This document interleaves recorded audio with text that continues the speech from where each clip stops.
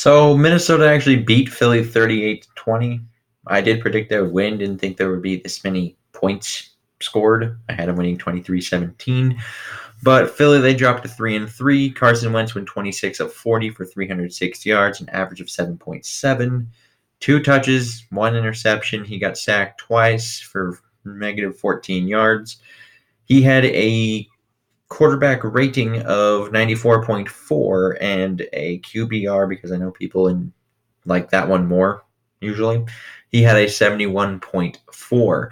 Now, on the ground, it was kind of nice to see Jordan Howard on a team play against us that wasn't, getting 100 yards for him. It's pretty usual. He had 13 carries for 49 yards and a 3.8 average with only a long of 12. Boston Scott, he he got some garbage time carries, and he went 4 for 30 for 7.5. Carson Wentz 2 for 23 with that long of 16, which was their longest run of the day. Miles Sanders had 3 of 6 for a 2.0 average, and so in total they ran it 22 times for 108 yards and 4.9 average yards per carry. But I'll think a pretty good chunk of that was inflated by the fact that they pretty much ran out the clock when we were playing coverage at the very end. But receptions and targets and whatnot, Miles Sanders actually led their team, catching all three of his targets for 86 yards in that score. Alshon Jeffrey had 76 yards on 10 catches off of 12 targets. Zach Ertz caught 4 of 9 for 54. Goddard, 5 of 8 for 48. Nelson Aguilar, 4 of 7 for 42. Matt Collins was targeted twice, didn't catch it. And, of course, Alshon Jeffrey also had that touchdown. I forgot to mention that. But they were 4 of 12 on third down, so that's 33%. 1 of 3, also 33% on fourth down.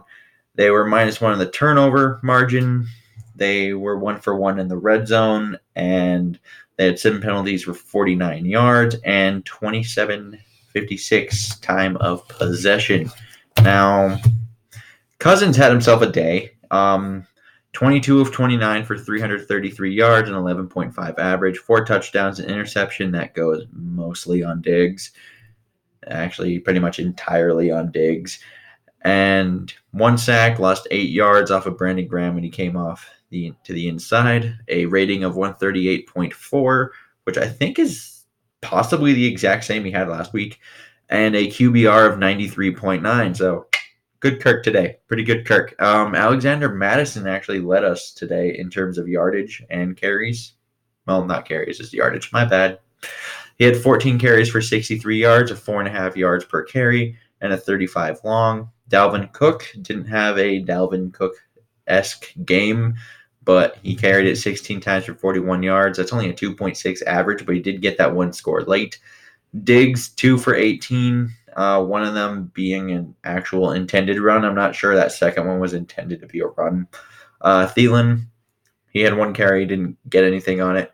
And so the total of 35 carries for 122 yards, a 3.5 average, and a score on the ground against the best rushing defense in the NFL. So that's nothing to scoff at, because I know those numbers seem low compared to what they have been getting, but this was a very tough matchup, and I thought, well, you need to be effective. Probably won't get your usual 166 or whatever it was they were averaging before this.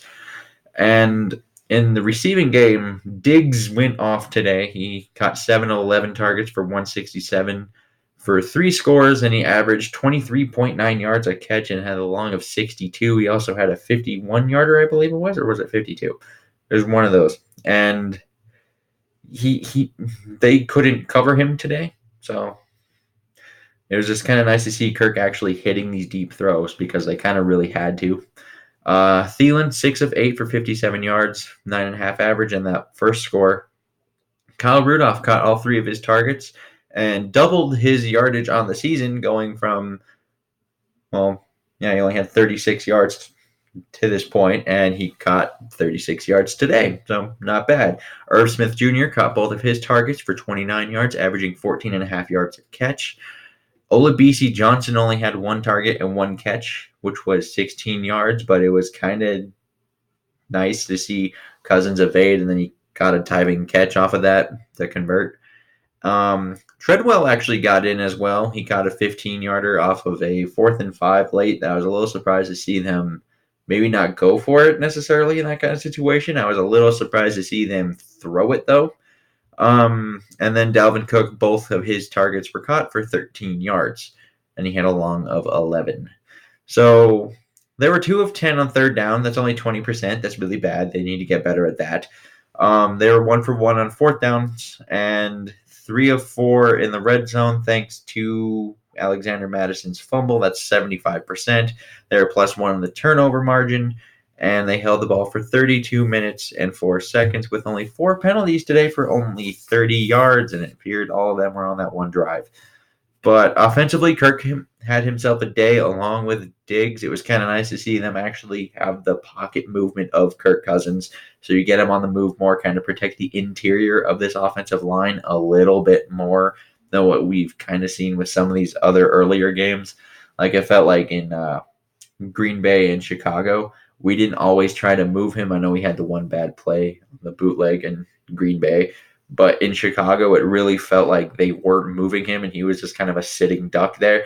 And it was kind of nice to see them kind of improve on this because you see another really good defensive line.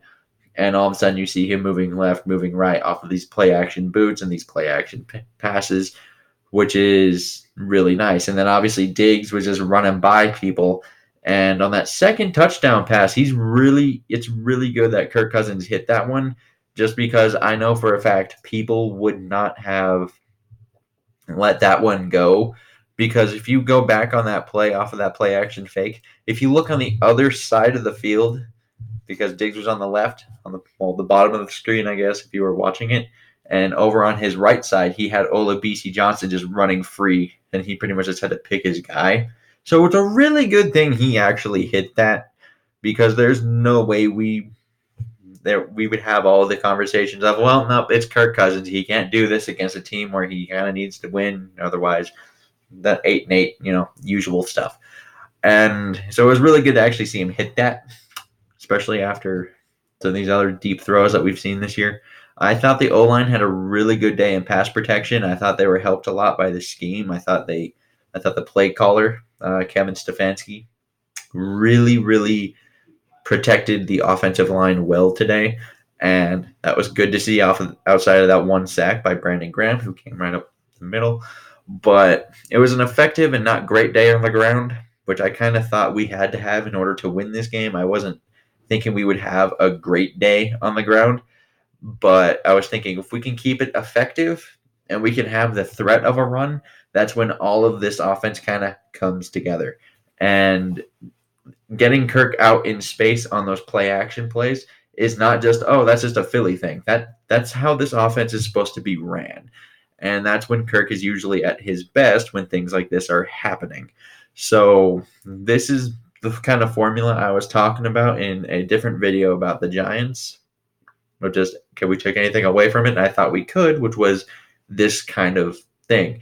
This is how this offense was supposed to be ran, and it was ran well today. Now, Alexander Madison, I do think needs some more touches every once in a while. Obviously, Dalvin Cook's style of running didn't mesh very well against Philadelphia's defense, but Alexander's north-south stuff really did. And you will have more games like this down the road probably where he might be more effective than Dalvin Cook. You just need to kind of mix him up correctly, so to speak, but he needs to not fumble the ball in that kind of situation. We're looking to grind out the clock essentially as much as we can. You cannot fumble the ball, especially in the red zone. So that's just a normal thing, and I think Diggs does have to actually catch that ball. With Kirk throwing that one interception, that hit him right in the hands, and it looked like it went through it, hit his helmet, bounced off, and right into the arms of Andrew Sendejo. But yeah, that was kind of nice off of that. And he's a little lucky that they decided to get a little too cute with it and try to go do a fake field goal thing and have it Jake Elliott throw the football, and Everson got an interception out of it. But he's kind of lucky they didn't just take the points, because that was going to be a third down conversion play, and then all of a sudden it turned into a turnover. And instead of us talking about, oh, maybe we can add another field goal at least, going up 27-10 at half, we could have been looking at 24-13 at half potentially, and Philadelphia feeling a lot better about themselves going into half than what they probably should have been. But they decided to get a little too cute, throw it with their kicker. So, but he has to catch that ball, and that can't happen again. We saw a few drops today with Diggs. It was kind of a weird day for him in a way, because we saw him drop some catches that he should have had, and we also saw, well, him go off for 3 scores. So it was a little bit of an interesting day from Diggs. Defensively, I think we need to have a talk about Eric Kendricks, and not in a bad way. I think he's gone from good player to difference maker in a way. Like, it feels like he's just all over the field this year, just in general. And then he also had I believe he was also the one that caused the fumble on Zach Ertz late in the game when they were kind of in the prevent defense, or as I like to say, almost prevent the win defense. You always see that. And then they just go right down. But it seemed like he kind of just isn't having any of that today. He got a sack today. He got some pass breakups today, I thought, or at least that I saw. And then he almost had an interception on one play, and then the forced fumble, and he did get beat for that one touchdown by Miles Sanders up the seam, but that's a different story. And I just think in general we're seeing a lot of improvement from Eric Kendricks this year, and it's been really nice to see after we were kind of wondering, like, well, last year was pretty down and he got the big contract. Is this a bad thing? And it looks like now he's entering like what could be the best season of his career. So that's really good to see. And I do think we need to play these type of quarterbacks better that like to buy time all the time. We didn't feel like we have that much pressure at all times against Carson Wentz.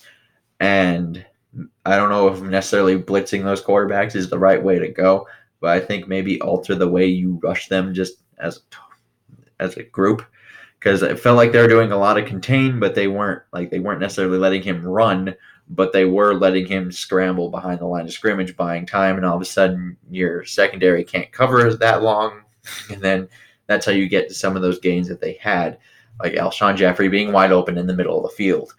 And we do need to kind of fix that to a degree, I think, because later on in the season we do play Mahomes, we play, Russell Wilson. Mitchell Trubisky likes to do that. I don't know if he'll be back by the time we play them again, but Aaron Rodgers likes to do that stuff as well. We still play them later. So you kind of need to fix that when you do play them. So that's something to keep an eye on.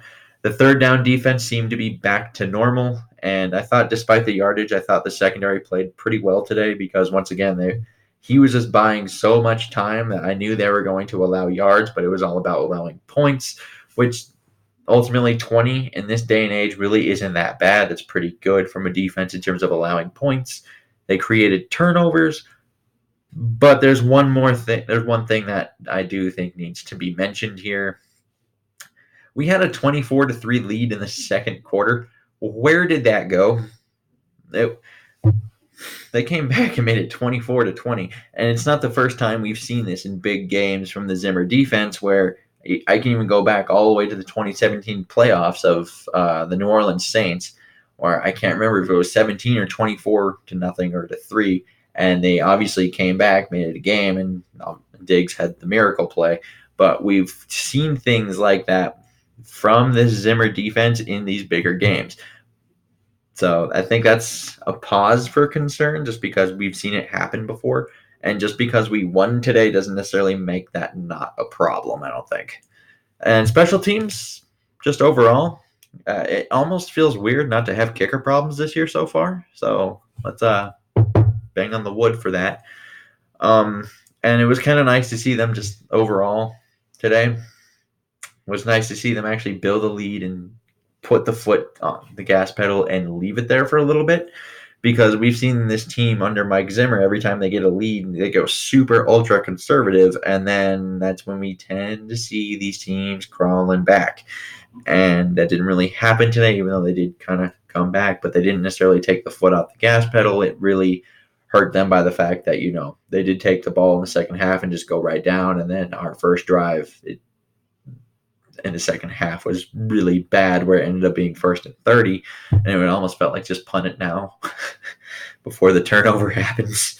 But they actually overcame the Philly comeback of sorts, because, like I said, they came back from 24-3, made it 24-30, not 30, 20, and then we picked it back up on offense again, where it seems like all these other times where the Zimmer defense faltered like that, we didn't have an offense to come back up, and then we couldn't make them one-dimensional again. And then they just had all of this momentum, and they could do whatever they want kind of feel. They didn't really have it today, and they kind of, nipped that right there and then, which was really nice to see. But they are still in a must-win mode. Just because they're 4-2 doesn't mean they're necessarily in a great spot, just because of how the division is. And this is regardless of who wins tomorrow night between Detroit and Green Bay, because I know whoever wins that is like at the top. But you have to go into Detroit next week, and you still need to win. Like, it's still a must-win kind of situation, because you cannot fall 0-3 in the division and expect good things to happen for you. And there's a good chance after tomorrow night. Well, I don't know if there's a good chance, but there is a possibility of being 4-2 and after tomorrow night being 3rd place in this division. So this is far from over from any kind of hole that they may have made for themselves by losing not one but both of those division games, especially the one in Green Bay, where it felt like you really had a chance to win that game and you didn't. So they're still in a pretty precarious spot, despite the record being pretty good at this point. But I would like to know what you guys think down in the comments below. Liking, subscribing always helps. And until next time, I bid y'all adieu.